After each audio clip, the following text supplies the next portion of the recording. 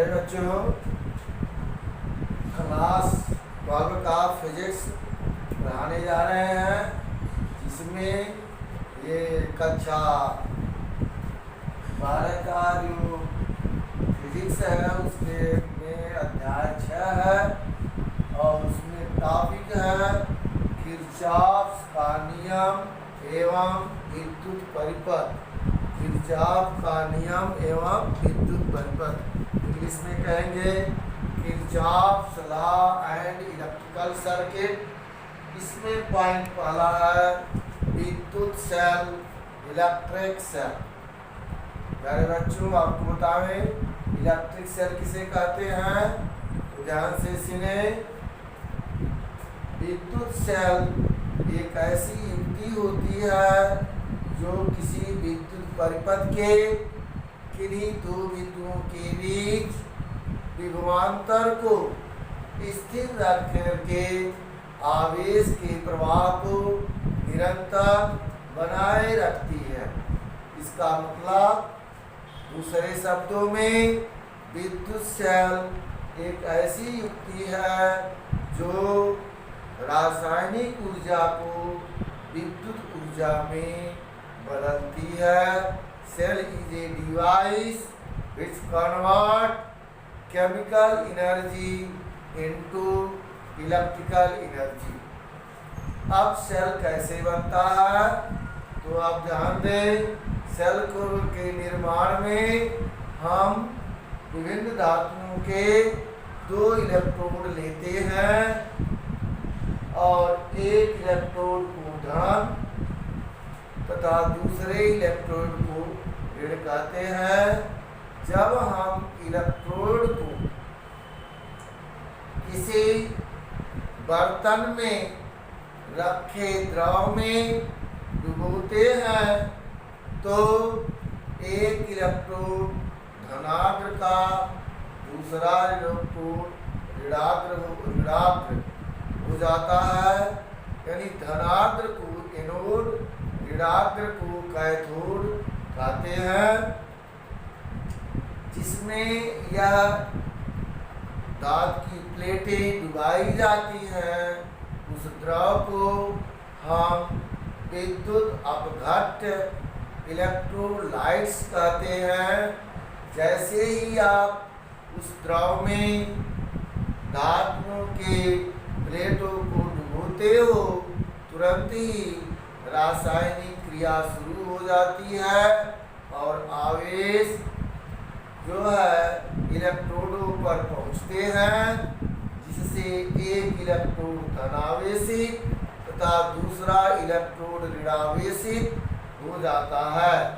प्यारे बच्चों, और जब इस इलेक्ट्रोडों को किसी चालक तार के द्वारा जोड़ देते हैं तो उस चालक तार में आवेश बहने लगता है, जिससे धारा बहने लगती है।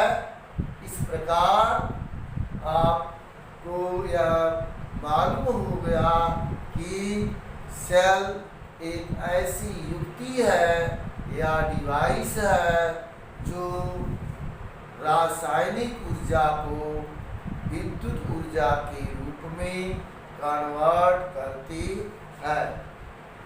अब सेल के प्रकार, सेल कितने प्रकार के होते हैं, टाइप्स ऑफ सेल। सेल के प्रकार, सेल के प्रकार, ये सेल 2 प्रकार के होते हैं। पहला प्राथमिक सेल, प्राइमरी सेल। प्राथमिक सेल किसे कहते हैं, यानी प्राथमिक सेल वे सेल होते हैं जो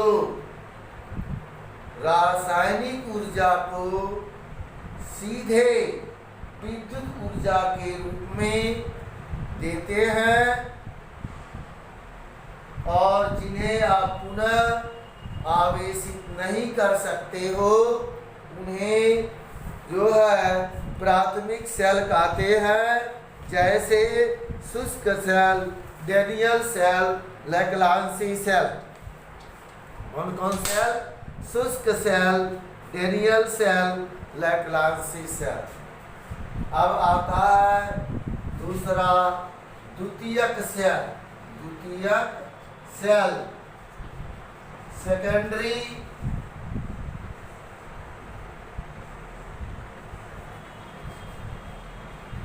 सेकेंडरी सेल। सेकेंडरी सेल, द्वितीयक सेल वे सेल होते हैं जो पहले विद्युत ऊर्जा को रासायनिक ऊर्जा के रूप में संचित करते हैं और पुनः रासायनिक ऊर्जा को विद्युत ऊर्जा के रूप में रूपांतरित करते हैं। और इस प्रकार के सेलों को आप बार बार आवेशित करते हो, जैसे सीसा संचायक सेल और क्षारीय सेल। कौन कौन सेल? सीसा संचायक सेल और क्षारीय सेल।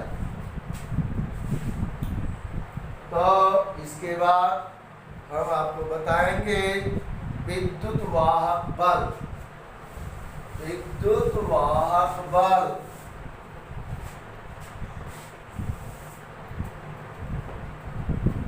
विद्युत वाहक बल, इसको अंग्रेजी में कहते हैं इलेक्ट्रो मोटिव फोर्स। इसको अंग्रेजी में कहते हैं इलेक्ट्रोमोटिव फोर्स, विद्युत वाहक बल। प्यारे बच्चों, सबसे स्पष्ट है कौन सा बल है? जो विद्युत को ढोता है, विद्युत का वाहन करता है, उसे विद्युत बल। अब देखें तो वैद्युत वाहक बल किसका? सेल का। किसी सेल का विद्युत वाहक बल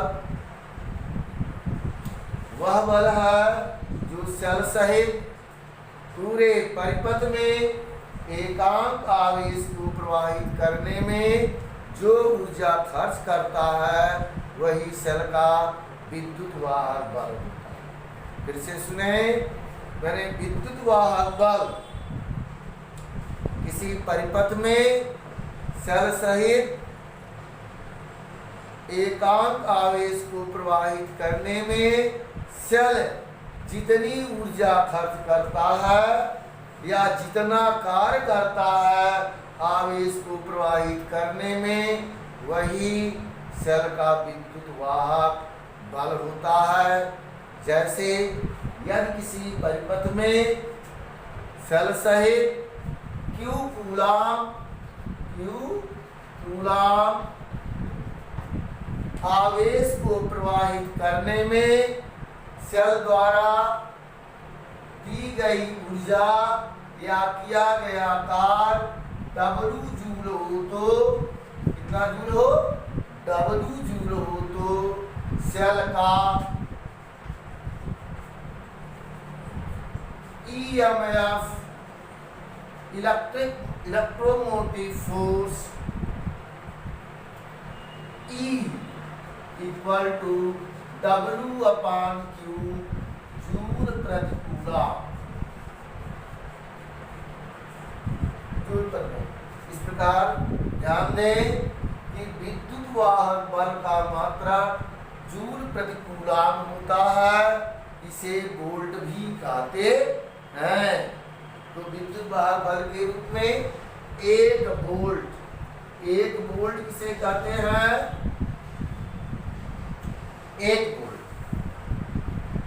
यदि किसी सेल द्वारा सेल सहित पूरे परिपथ में 1 कूलम आवेश प्रवाहित करने पर सेल द्वारा किया गया कार्य या दी गई ऊर्जा 1 जूल हो तो सेल का विद्युत वाहक बल 1 वोल्ट होता है। प्यारे बच्चों, सेल का विद्युत वाहक बल उसका एक अभिलक्षणिक गुण होता है, उसका एक करैक्टर होता है और अलग अलग सेलों का अलग अलग विद्युत वाहक बल होता है। इसके बाद आप जो है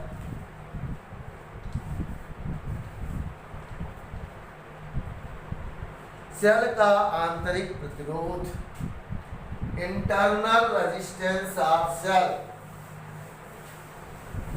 सेल का आंतरिक प्रतिरोध, सेल का आंतरिक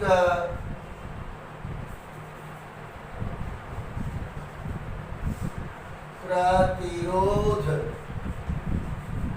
इंटरनल रेजिस्टेंस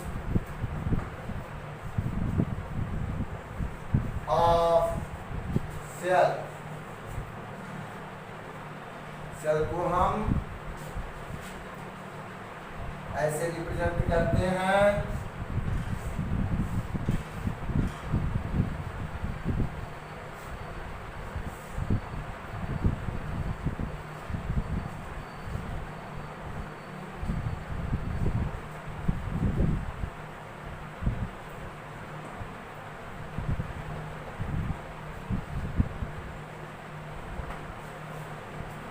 ध्यान दें, सेल का आंतरिक प्रतिरोध, इंटरनल रेजिस्टेंस ऑफ सेल क्या है? सेल का मूल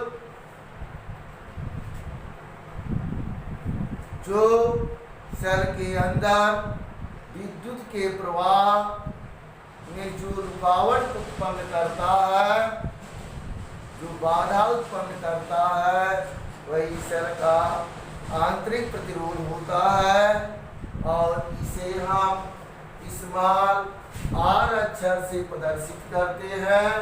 चूंकि यह भी रेजिस्टेंस है, प्रतिरोध है, इसका मात्रक भी ओम ही होता है। अब प्यारे बच्चों ध्यान दें, सेल के अंदर विद्युत वाहक बल, सेल के अंदर विद्युत वाहक बल ऋणाग्र से धनाग्र की ओर होता है, ऋणाग्र से धनाग्र की ओर होता है और यह सेल का आंतरिक प्रतिरोध निम्न कारकों पर निर्भर करता है। सेल का जो आंतरिक प्रतिरोध है वह निम्न कारकों पर निर्भर करता है। आप जानते हो सेल के निर्माण में विभिन्न धातुओं की आप जो प्लेटें लेते हैं तो आंतरिक प्रतिरोध विभिन्न धातुओं की जो प्लेटें होती हैं उनके बीच की दूरी के अनुक्रमानुपाती होता है, अनुक्रमानुपाती होता नहीं, प्रोपोर्शनल होता है। दूसरा, सेल का आंतरिक प्रतिरोध जो इलेक्ट्रोड गोल में डुबाते हैं उनके डूबे हुए भाग के क्षेत्रफल के व्युत्क्रमानुपाती होता है। कहने का तात्पर्य है कि यदि इलेक्ट्रोड का अधिक भाग गोल में डूबा हुआ है तो उसका आंतरिक प्रतिरोध कम होगा और कम भाग डूबा होगा उसका आंतरिक प्रतिरोध अधिक होगा।